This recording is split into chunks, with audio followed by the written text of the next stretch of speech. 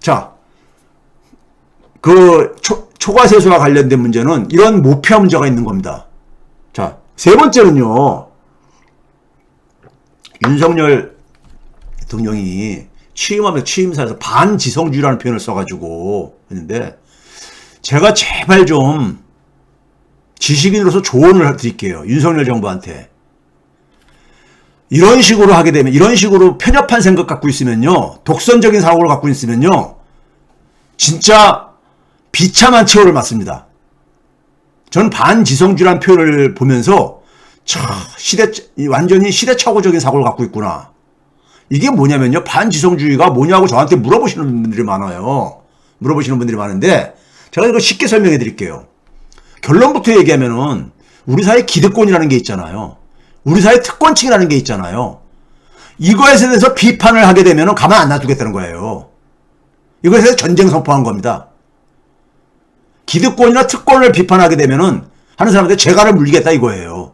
이게 과거에 전두환 박정희 때 했던 것을 이제 단지 뭐냐면 윤석열은 뭐냐면 검사들 동원해서 하겠다는 것 뿐이에요. 차이가. 과거에는 그러니까는 안기부 뭐 이런 거 동원해가지고 했다면은, 예? 이제는 법을 동원해서 이제 검찰 동원해서 하겠다는 거죠. 반지성주의라는 것은 뭐냐면요, 사전적인 의미가 이렇습니다. 우리가 근대 산업사회는 우리가 이 각 사회의 업무들을 분업원리에 의해 가지고 각 분야의 전문가들에게 그러니까 우리가 전문가들의 이 전문적인 능력의 판단에 의존을 해가지고 사회를 운영을 했던 겁니다. 예? 그 한 분야의 전문가들이 그 분야는 가장 잘 안다고 하는 것을 이 전제로 해가지고요. 그러니까 그런 사람들을 우리가 소위 말해서 지성인, 지식인 뭐 이렇게 얘기했잖아요. 지성, 이성, 그렇죠? 이것을 적대시하는 태도와 그다음에 이것들을 불신하는 걸 반지성주의라고 이렇게 돼 있어요. 그런데 시대가 바뀌면서 과거의 지식이 이게 새로운 시대하고 안 맞는 경우들이 많이 생기잖아요. 그러다 보니까는 이 지성인, 지식인이라고 했던 사람들, 소위 엘리트들의 그러니까는 이 권위가 굉장히 그러니까는 붕괴되어진 거예요. 예? 엘리트들에 대한 신뢰가 굉장히 약화된 거잖아요. 그래서 이것이 20세기에 들어와가지고 엘리트들, 소위 말해 전문가들이 소위 조롱의 대상이 되기도 하고, 예? 예? 이런 일들이 생겼던 거예요. 서구사에서도요. 근데 우리나라 속에서의 소위 말해 지식인, 지성인들은요, 서구의 지식인, 지성인과 또 틀립니다. 또 틀려요. 자, 이것과 관련해가지고 윤석열 대통령이 반지성주의라고 썼던 이 표현을 하면서 제가 떠올랐던 게 뭐냐면요. 노무현 대통령이 대통령 선거 치를 때 경쟁자가 누구였었죠? 이해창 씨. 대법원 장관이었던 이해창 씨였었죠. 예? 이해창 씨가 그 당시에 얘기했던 거 기억나시죠? 메인스트림을 얘기했습니다. 메인스트림이 뭐죠? 주류죠. 주류. 이게 뭐냐면은 자신 같은 사람은 주류고 노무현 대통령은 그러니까 저기 비주류라 이거죠. 쉽게 얘기해서 대한민국의 주인은 자기들 같은 기득권층, 특권층이다 이거죠. 예? 서울대 법대 나오고, 예? 소위 말해서 그래가지고 행시사시 붙고 뭐 이런 사람들이 소위 말해서 대한민국의 주인이라 이거죠. 일반 국민들은 뭐냐? 일반 국민들은 소위 상놈들이다 이거죠. 예? 조선시대 말에 그 특권의식을 갖고 있는 사람들이죠. 예? 이게 메인스트림의 이게 내용이에요. 대한민국의 주인은 특권층이라는 거예요. 기득권층이라는 거죠. 그러면 이 특권층들이 특권을 누릴 수 있도록 만든 제도가 있잖아요.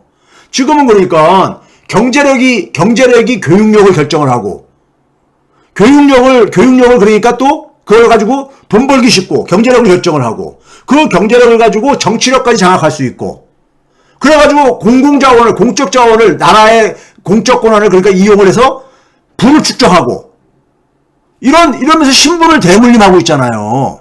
그렇죠? 그 사실상 그러니까는 봉건제 사회인 거잖아요. 내용적으로는요. 이게 특권층들이 특권을 유지를 하는 하나의 방식이잖아요. 이런 걸 유지할 수 있도록 질서하고 제도를 그러니까 지금 만들어 놓은 거예요. 앞에서 모피아를 얘기했듯이요. 근데 이것에 대해서, 이 질서와 제도에 대해서 도전하는 것을 이걸 비판하는 것을 용납하지 않겠다는 선언이에요. 윤석열의 반지성주의는요. 예? 왜? 이런 질서와 제도를 누가 만들었느냐? 이걸 누가 만드는 겁니까? 소위 말해서 공부 많이 하고 좋은 대학 나온, 이런 소위 말해서 엘리트들이 만들어 놓은 건데, 이거를 감히 서민이자, 감히 그러니까는 상놈이자, 더 심하게 그러면 개돼지들이 이걸 가지고 그러니까 이것에 대해서 불만을 갖는 거는 이건 용납할 수 없다는 거예요. 네? 용납할 수 없다는 거예요. 그런데 서민들이 이것에 대해서 왜 그러니까 문제를 제기하는 거예요? 국민이 주인이라고 돼 있는데 헌법에 국민이 주어진 권한을 가지고 자신들의 부의 세습을 위해 가지고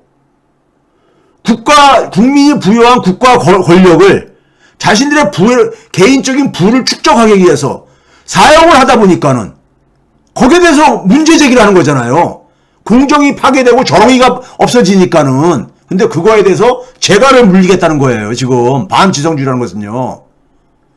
우리나라 특권층의 문제는 뭐냐면요. 서양과 다른 게 뭐냐면은 우리는 이 소위 말해서 뭡니까? 조선시대 후반기부터 외세 침략을 받으면서 청나라한테 완전히 그러니까 종속당하고 그러면서 그 다음에 일제에 종속당하면서 굉장히 뭡니까? 좋게 얘기해서 사대주의자고 나쁘게 그러면 매국노들이죠. 매국노들이 그러니까 우리 사회는 특권층에 더 플러스가 돼 있어요. 매국노적인 성격이. 예? 그래서 제가 매판적 특권층이라고 그러죠. 우리나라 특권층은요. 서양의 특권층과 다른 게 우리나라는 매판적인 특권층이에요. 그럼 그 얘기는 뭐냐? 매판이라는 게 뭐예요? 자신의 개인의 이익을 위해서는 국가라는 것도 그러니까 안중에 없는 사람들인 거예요. 국가 이익도. 서구 사회 보수층들은 국가 이익을 굉장히 그러니까 중요시 여기잖아요. 왜? 그들은 식민지 경험을 겪은 적이 없거든요. 예? 그러다 보니까는 우리나라 특권층들은 굉장히 문제가 많은 집단인 거예요. 국가에 대한 그러니까 애정도 없는 사람이니까는. 국가보다는 자신 개인이라든가 자신의 가족의 이익이 더 중요하다고 생각하는 집단이니까요. 이들이 그들의 그 특권을 누리기 위해서, 대대손손 누리기 위해서 만든 질서나 제도를, 이걸 건드리지 말라 이거예요. 예? 이걸 건드리지 말라 이거예요. 이거는 누가 만든 거냐? 전문가, 엘리트들이 만들어 놓은 거니까, 이것에 대해서, 이것을 도전하는 것을 가지고 반지성주의라고 한 거예요. 무슨 말인지 아시겠습니까? 그러면은, 소위 말해서 중국이나 러시아나 북한 같은 데서는 가능한 얘기인 거예요. 지금 대한민국의 민주주의 수준이 세계에 그러니까 우리가 79개 중에서 17위. 예?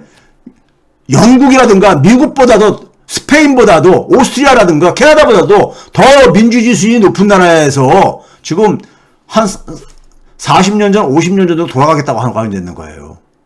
제발 좀 제가 부탁하는데 이런 시대착오적인 사고로 이 국정 운영하면요. 결론은 굉장히 비참합니다. 비참해요. 박정희가 비참하고 전두환이 비참하고 노태우가 비참한 생을 그러니까 마감을 했듯이 비참해집니다. 제발 좀 정신 차리세요. 이건 진짜 조언을 드리는 겁니다. 진짜 조언을 드리는 거예요.